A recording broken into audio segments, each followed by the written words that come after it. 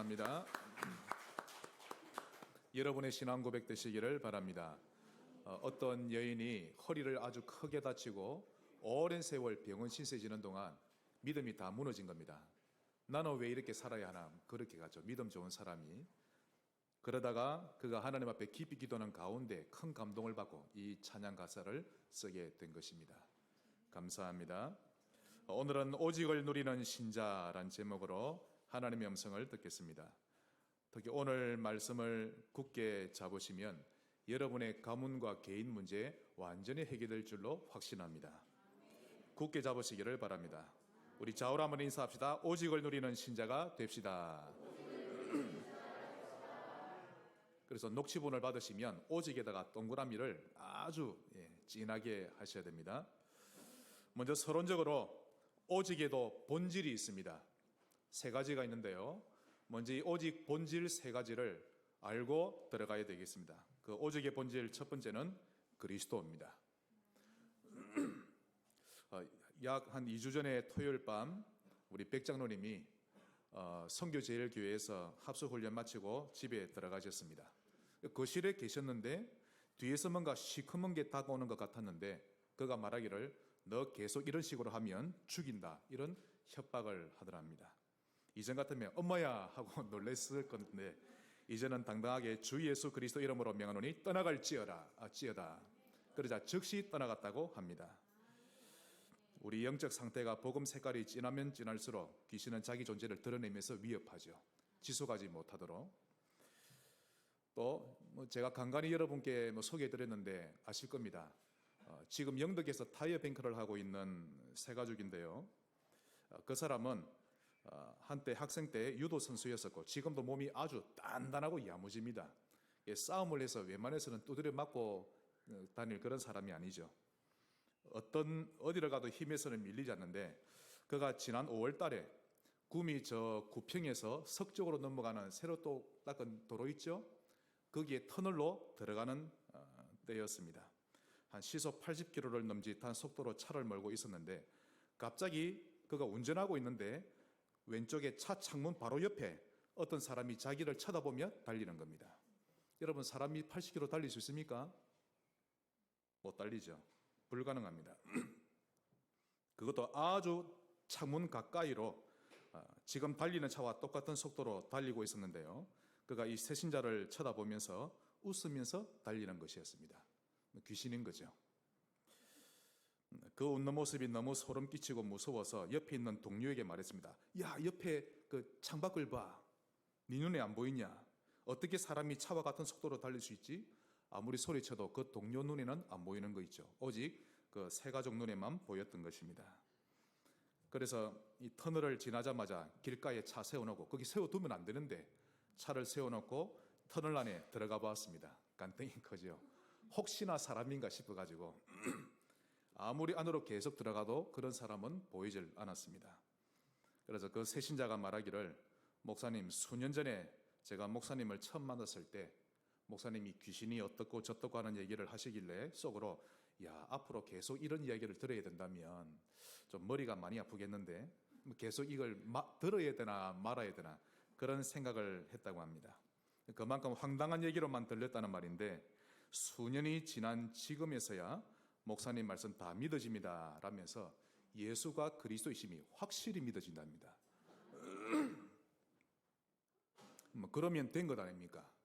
지금도 저를 만날 때마다 저는 일주일에 한 번씩 다시 다락방식 했거든요. 잠시 휴대폰 그 문제로.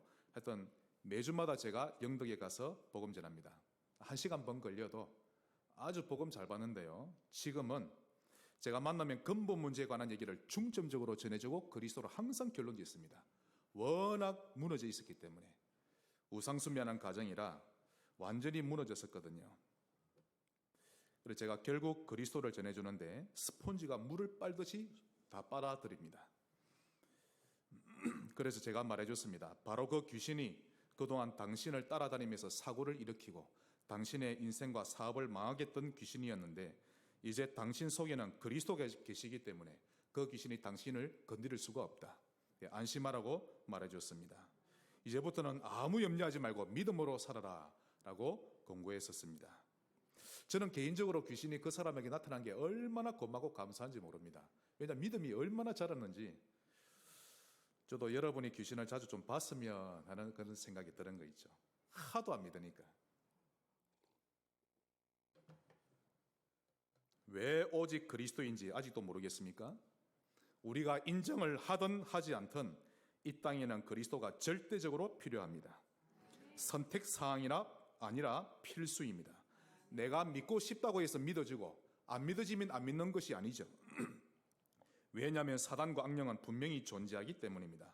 그 사단이 죄인인 인간을 한평생 재앙과 고통 속에서 살게 하고는 결국 지옥에까지 데리고 가는 것입니다.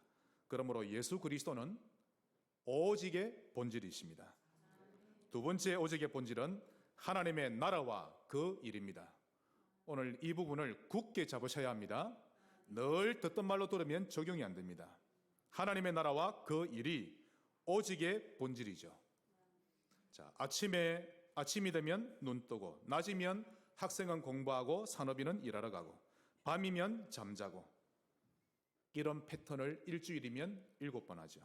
한 달이면 30번, 1년이면 365번, 10년이면 3650번, 80년을 산다고 할 때 80년이면 29,200번을 합니다.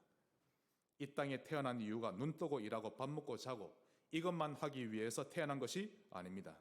물론 밥을 먹지 않으면 인간은 얼마 못 가서 죽는 것이고, 잠을 자지 않으면 여러 가지 병에 걸려서 아파다 죽는 것입니다.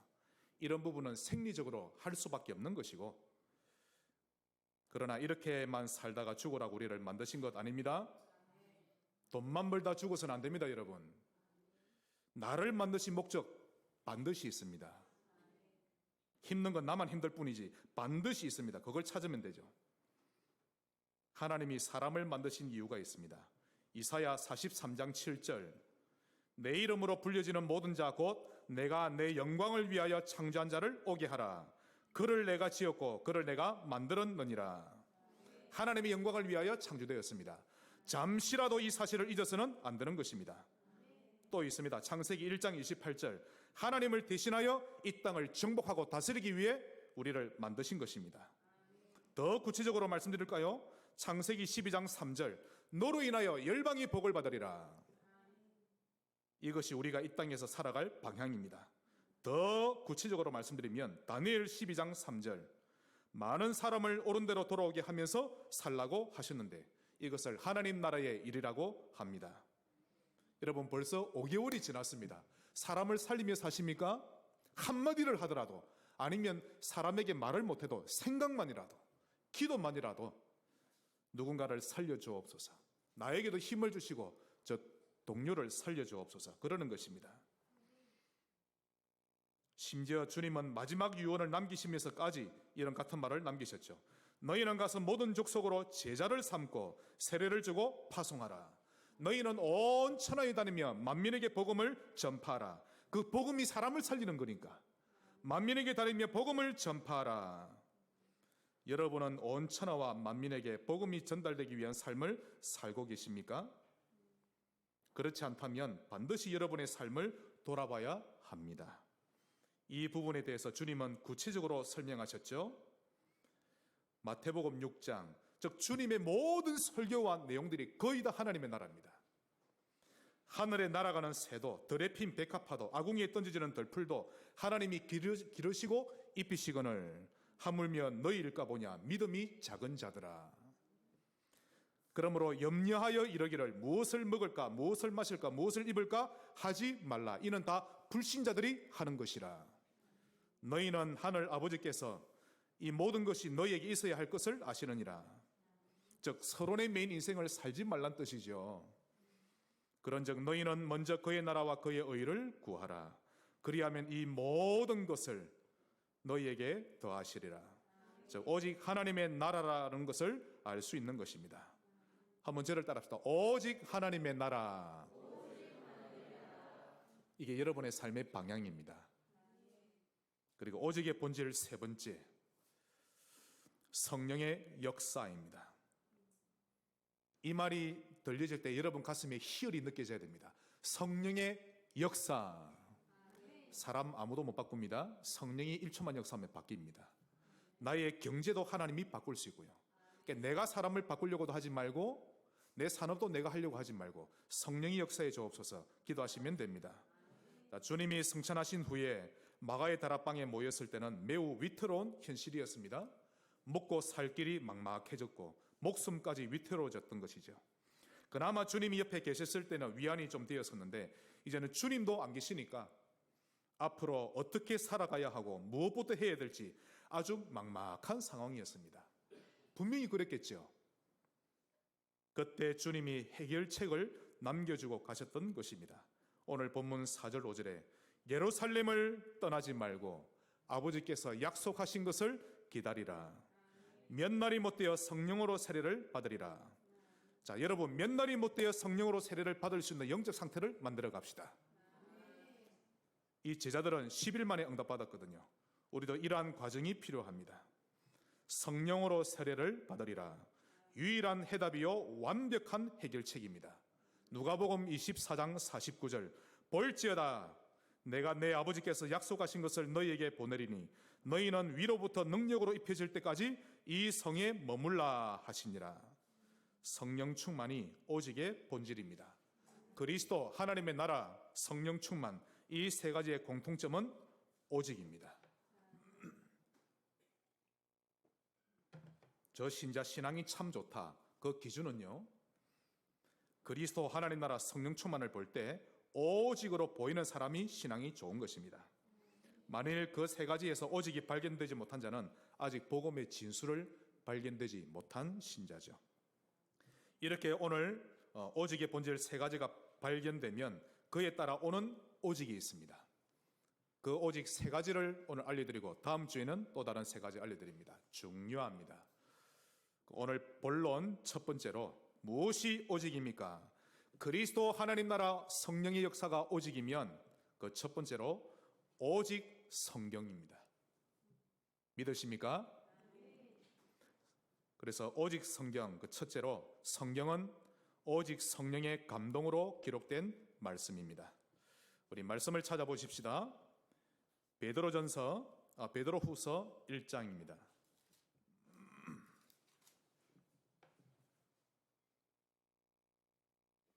베드로후서 1장 20절 21절. 이 베드로 사도가 얼마나 크게 귀하게 쓰임 받았는지를 알 수 있는 부분이 베드로 전후서죠.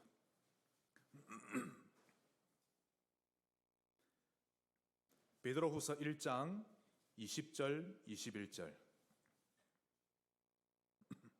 먼저 알 것은 성경의 모든 예언은, 즉 성경은 예언입니다. 즉 성경의 모든 말씀은 사사로이 풀 것이 아니니 예언은 언제든지 사람의 뜻으로 낸 것이 아니요 오직 성령의 감동하심을 받은 사람들이 하나님께 받아 말한 것임이라. 믿으시면 아멘 하시기 바랍니다. 아멘. 즉 성경이 사람의 책이 아니라는 것을 알 수 있죠. 두 번째로 성경은 사람을 살려내는 말씀입니다. 베드로전서 1장 23절.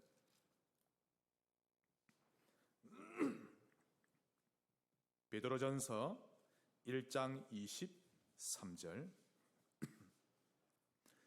너희가 거듭난 것은, 즉 구원받은 것은 썩어질 씨로 된 것이 아니요 썩지 아니할 씨로 된 것이니 살아있고 항상 있는 하나님의 말씀으로 되었느니라.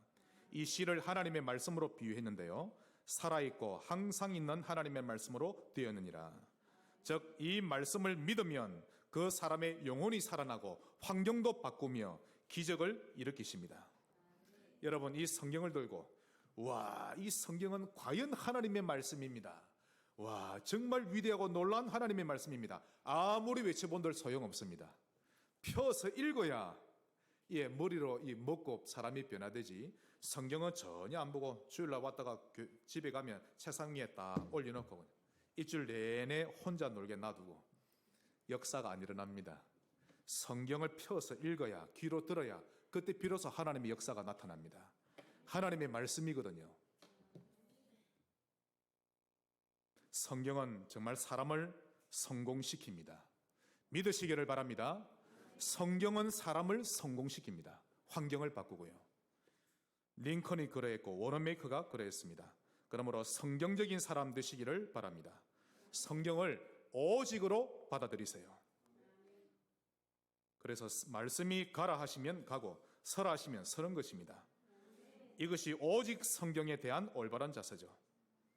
나는 성경을 읽지 않으면 밥을 먹지 않겠다라는 중심을 가져보시기 바랍니다. 육식은 먹으면서 영식은 먹지 않는다면 나는 짐승 수준이다라는 결단이 필요합니다. 영식을 해야 사람이 살아납니다. 바라건대 오늘 강단에 나오는 성경 구절만이라도 매일 한 구절만이라도 읽고 묵상해 보시기 바랍니다. 또 오직 성경 그 세 번째, 성경은 영원한 말씀입니다. 베드로전서 1장 24절 25절 모든 육체는 풀과 같고 모든 영광은 풀의 꽃과 같으니 풀은 마르고 꽃은 떨어지되 오직 주의 말씀은 세세토록 있도다 하였으니 너희에게 전한 복음이 곧 이 말씀이니라. 지금까지 많은 사람들의 마음을 감동시켰던 그 훌륭한 사람들의 명언들도 주님이 이 땅에 다시 오시는 날 다 사라지고 없어집니다. 세종대왕의 말도 다 없어지고, 그러나 여호와의 말씀은 세세토록 있도다. 오직 성경입니다. 큰 두 번째로 오직 믿음. 하나님은 믿음에 따라 반응하십니다.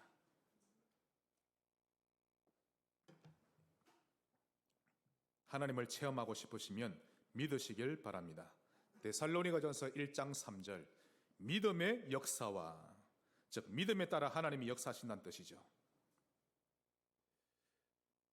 불신앙을 보고했던 10명의 정탐꾼들의 소리, 그리고 그들의 소리를 듣고 하나님을 원망했던 이스라엘 백성들에 대한 하나님의 평가가 나옵니다. 우리 다 같이 민수기 14장을 보겠습니다. 집에 가시면 성경을 거의 안 보시기 때문에 예배 때만이라도 성경을 보셔야 되겠습니다. 민수기 14장 27절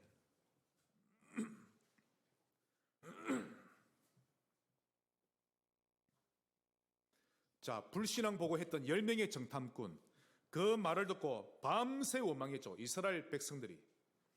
그들을 향한 하나님의 평가입니다. 나를 원망하는 이 악한 회중에게 내가 어느 때까지 참으랴. 이스라엘 자손이 나를 향하여 원망하는 바 그 원망하는 말을 내가 들었노라. 자, 원망하는 말을 들었다라고 하셨습니다.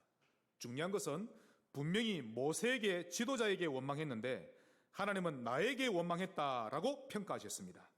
28절 내 삶을 두고 맹세하노라. 하나님이 당신 자신에게 맹세하시기를 너희 말이 내 귀에 들린 대로 내가 너희에게 행하리니 너희 시체가 이 광야에 엎드러질 것이라. 결국 가나안 땅에 들어가 보지 못하고 광야에서 죽었죠. 즉 불신앙에는 불신앙에 대한 반응을 하나님이 하시고 믿음에는 믿음에 대한 반응을 하신다는 것입니다. 다윗의 자손 예수여 나를 불쌍히 여겨 주옵소서. 그 바디메오에게 주님이 말씀하시기를 너의 믿음이 너를 구원하였느니라. 하나님은 남녀노소 빈부귀천을 보지 아니하시고 그 사람의 믿음에 따라 반응하십니다. 그러므로 믿는 기도 하시기 바랍니다. 무조건 기도한다고 응답받는 것이 아니라 믿음의 기도에 응답하십니다. 마가복음 11장 24절 무엇이든지 기도하고 구하는 것은 받은 줄로 믿으라. 그리하면 너희에게 그대로 되리라. 그래서 22절에 하나님을 믿으라고 말씀하신 것입니다. 하나님을 믿읍시다. 그 하나님이 어디 계십니까? 내 안에. 한번 저를 따라 하시죠. 내 안에. 네, 여러분 안에 계십니다. 야고보서 1장 6절로 8절입니다. 오직 믿음으로 구하고 조금도 의심하지 말라. 의심하는 자는 마치 바람에 밀려 요동하는 바다 물결 같으니 이런 사람은 무엇이든지 죽게 얻기를 생각하지 말라. 조금도 의심하지 말라고 하십니다. 두 마음을 품어 모든 일에 정함이 없는 자로다. 의심하는 사람을 두고 두 마음을 품은 자라고 표현하시죠. 다시 성경을 살펴보겠습니다. 고린도전서 10장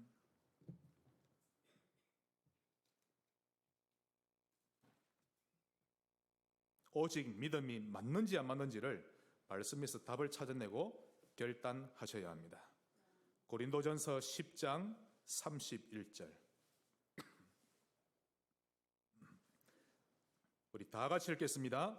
그런즉 너희가 먹든지 마시든지 무엇을 하든지 다 하나님의 영광을 위하여 하라.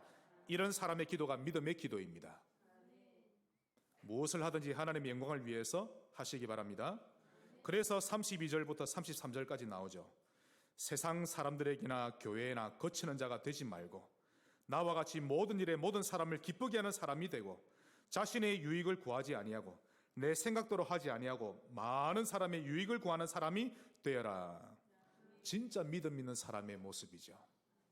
어떻게 하면 교회를 살릴까? 어떻게 하면 복음 전할까? 어떻게 하면 하나님께 영광이 될까? 이 사람이 믿음의 사람입니다. 결국 믿음은 하나님을 기쁘시게 만드는 통로가 됩니다. 히브리서 11장 6절. 믿음이 없이는 하나님을 기쁘시게 하지 못하나니. 그러므로 믿음 없는 모든 신앙생활은 하나님을 기쁘시게 하지 못합니다. 오직 믿음입니다. 하나님을 믿고 그분의 언약을 믿으시기를 주의 이름으로 축복합니다. 정말 믿음의 사람 되시기 바랍니다. 세 번째로 오직 기도. 오늘 오직 성경, 오직 믿음, 오직 기도입니다. 기도가 없으면 믿음을 증명할 수 없죠. 그래서 기도 없는 신자는 무기력한 신자입니다. 에스겔 36장 37절. 주 여호와께서 이같이 말씀하시느니라. 그래도 이스라엘 족속이 이와 같이 자기들에게 이루어 주기를 내게 구하여야 할지라. 하나님을 체험하지 못하는 이유 중에 하나가 기도 없는 삶을 살고 있기 때문입니다. 여러분, 이 말을 심각하게 받아들이시기 바랍니다. 지금 이 말을 근성으로 들을 게 아니라 기도 없는 삶이라는 것이 정말 무서운 삶입니다. 하나님을 잃어버리고 고아처럼 사는 거죠. 철학자 파스칼이 말하기를 아침에 행복한 시간이 없으면 당신의 미래는 불행할 것이다 라고 말했습니다. 그런 믿음의 사람인데요, 하나님과의 교제가 얼마나 중요한지에 대해서 강조하려고 했던 말입니다. 여러분이 무기력하고 힘이 없는 이유는 기도가 없기 때문입니다. 포타임 가지시기 바랍니다. 이종 목사가 만들어낸 거 아닙니다. 믿음의 사람이 다 한 겁니다.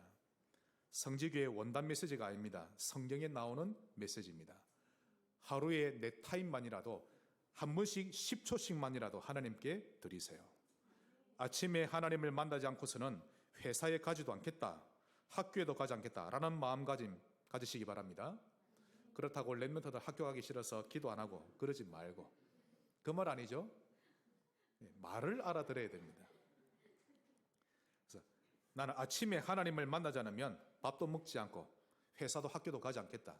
그런 거듭된 중심이 여러분을 살려냅니다. 작심삼일이 돼도 늘 내 마음 중심 하나님께 드리는 거죠. 또한 두 번째로 기도는 불가능의 문을 여는 비밀이 됩니다. 여러분 눈앞에 좌우에 불가능이 보입니까? 기도하시기 바랍니다. 성경을 가지고 믿음으로 기도하는 것이죠. 아무리 초인적인 능력을 가진 사람이라 할지라도 영적 문제는 절대 해결 못합니다. 세계적인 정복자가 있죠. 나폴레옹, 알렉산더, 또 히틀러. 이 세 사람이 차지한 땅을 합친 것보다 더 많을 차지했던 사람이 징기스칸입니다.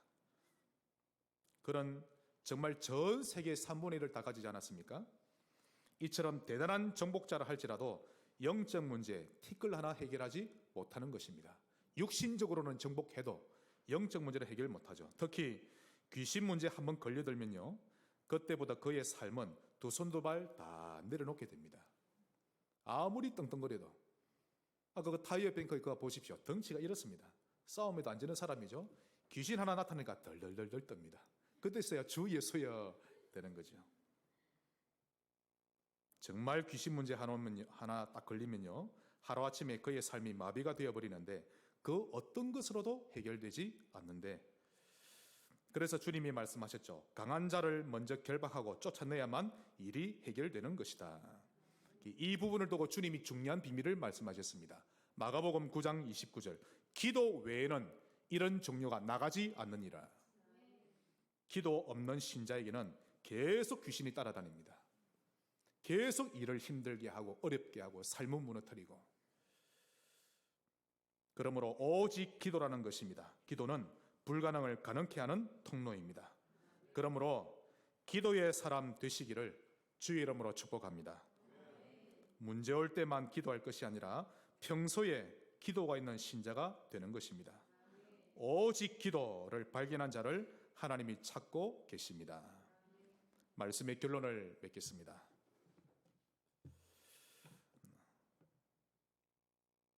죽은 것이 아니라 살아있고 감각 있는 영적 상태 가지시길 바랍니다. 성경 한 군데 보겠습니다. 열왕기하 22장. 열왕기하 22장 11절.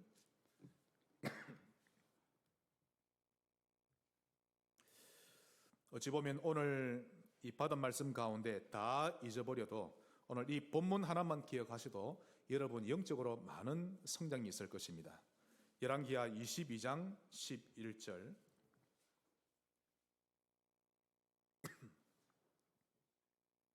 왕이 율법책의 말을 듣자 곧 그의 옷을 찢으니라. 다윗 왕 이후로 세워지는 왕들마다 사단의 망대를 세워갔는데요, 누구 하나 믿음으로 통치하는 왕이 없었습니다. 그러니 하나님께 매맞고 전쟁이 일어나고, 그러다 결국 북이스라엘은 아수르에 의해서 완전히 멸망당하게 됩니다. 요 시기에 남유다에서는 13번째 왕으로 히스기야가 집권하게 되었는데요, 그는 다윗의 길을 걸으며 믿음으로 나라를 통치하기 시작했습니다.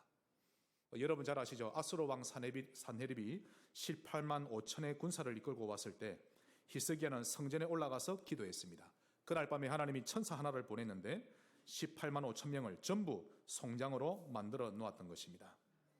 실로 정말 오랜만에 유대 땅에 참 평안이 임했던 것이죠. 그만큼 지도자와 대통령이 중요한 것입니다. 하지만 그의 뒤를 이어 므낫세가 통치를 하게 되자 완전히 바뀌었습니다. 므낫세는 친아수르 정책을 펼치면서 여로보암의 길을 걷기 시작했는데요, 여로보암은 저 북이스라엘의 초대 또 왕 아닙니까? 근데 그 여로보암의 길을 걷기 시작했던 것입니다. 왜냐하면 그 북이스라엘을 아수르가 멸망시켰으니까 막 벌벌벌 떨었던 거죠. 55년 동안 므낫세는 집권하는 동안 아수르의 문화와 종교를 받아들였는데, 한마디로 아수르에게 잘 보이려고 애교 떨고 또 아부하고 했던 것입니다. 심지어는 예루살렘 성전 앞마당에 아수르의 하늘신 그 제단을 세우기도 했고요, 그의 아버지 히스기야가 헐어버렸던 산당을 다시 세워가기 시작했고, 바알과 아세라상을 만들었고, 하늘의 일월 성신을 섬겼고, 자기 아들을 불 가운데로 지나가게 하고, 점치고 사수를 행하고, 신접한 무속인들, 박수들을 여호와보다 더 신음했습니다. 대단하죠.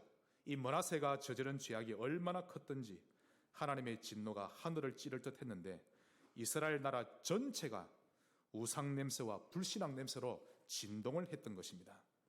이걸 55년 동안 그랬던 것입니다. 적지 않은 세월이죠. 그 긴 세월 동안 백성들의 기억 속에는 복음을 누려갔던 그 아름다운 기억들 거의 다 사라져 가고 있었습니다.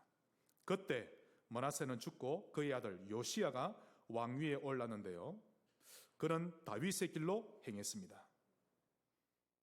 참 다행스럽죠. 그는 그의 아비 므낫세의 길에서 완전히 떠나려 했던 것입니다. 제가 아무리 생각해보다 이것도 참 신기합니다. 그 당시에 많은 백성들과 또 사람들이 믿음으로 신앙생활을 한다 다 잊어버리고 살았는데, 어떻게 8살의 왕위에 올랐던 요시야가 믿음의 왕이 될 수 있었을까? 제가 살펴보니까 그것은 요시야의 주변에 믿음의 줄을 놓지 않았던 어른들이 있었기 때문인데, 그의 어머니가 그러했고 또 대제사장 hil기야 등등 그런 어른들이 있었기 때문입니다. 그래서 므낫세가 죽자 8살 된 요시야를 믿음의 왕이 되도록 안내하고 최선을 다해서 보좌했던 것입니다. 다행히도 어린 왕은 그들을 잘 따랐죠. 자, 그렇게 컸던 요시야가 왕이 된 지 18년이 되던 해, 어느 날 그가 평소에 결심해 왔던 겁니다. 언젠간 내가 성전을 수리해야 되겠다. 그래서 18년 되던 해에 성전을 수리하도록 명을 내렸던 것입니다. 이 명을 받았던 대제사장 hil기야가 성전을 수리하던 중에 저 성전 창고 안에 구석히 깊이 박혀있던 이 두루마리 율법책을 발견하게 됩니다. 55년, 거의 반세기 넘게 보지 못했던 이 율법책을 발견하자 hil기야는 감격해했고 그것을 서기관 사반이 받아서 요시야 왕 앞으로 가져갑니다. 8살의 왕 되어서 18년 전이면 26살이 되겠죠? 서기관이 왕 앞에서 율법책을 읽기 시작합니다. 두루마리를 쭉 펼쳐놓고 율법책을 읽기 시작하자 그래서 열왕기야 22장 오늘 11절 왕이 율법책의 말을 듣자 곧 그의 옷을 찢으니라. 율법책에 우상을 섬기지 말고 마음과 뜻과 힘을 다하여 여호와를 섬기라 라는 하나님의 말씀이 들려오자 요시야의 가슴은 견딜 수 없을 만큼 아파왔고 뜨거워졌던 것입니다. 그의 옷을 찢을 만큼 아파했고 하나님께 너무 죄송했던 것입니다. 이 시대는 무감각 시대입니다. 예수님이 제자들에게 말씀하셨죠? 마태복음 11장 16절 17절 이 세대를 무엇에 비유할꼬? 피리를 불어도 춤추지 않고 슬피로도 가슴을 치지 않는 세대와 같구나 라고 하셨습니다. 강단에서는 이 시대는 정신병 시대입니다. 교회가 문을 닫고 있고 교회가 붕괴되고 있는 시대입니다 라고 아무리 외쳐도 가슴을 치지 않는 시대라는 것입니다. 영적 벙어리 시대요. 영적 저출산 시대요. 영적 무기력 시대입니다. 아무리 말을 해도 성도들은 거기에 대해 감각이 없습니다. 오로지 내 기분에 맞느냐 맞지 않느냐에 따라서 신앙생활을 할 뿐이죠. 눈과 귀가 닫혀버린 영적 상태이기 때문에 봐야 할 것을 보지 못하고 들어야 할 것을 듣지 못하고 있는 것입니다. 보통 심각한 상태가 아니죠. 그런데 요시야 왕은 참 다행하게 평상시 그의 영적인 눈과 영적인 귀가 열려있는 상태였던 것입니다. 삼위 하나님을 향해 감각이 살아있는 영적 상태였기 때문에 하나님의 말씀을 듣는 순간 그의 영혼은 번개를 맞은 듯이 반응하기 시작했고 하나님의 뜻을 알아차리기 시작했던 것입니다. 오직의 영적 상태 여러분의 것 되시기를 주의 이름으로 축복합니다. 오직 하나님, 오직 복음화 이것을 느끼는 신자 되셔야 합니다. 오늘 요시야처럼 죽은 영적 상태가 아니라 살아있고 감각이 있는 그런 영적 상태 되시기를 주 예수 이름으로 축복합니다. 하나님 감사합니다. 오직을 누리는 신자 되게 하옵소서. 예수 그리스도 이름으로 기도하옵나이다. 아멘.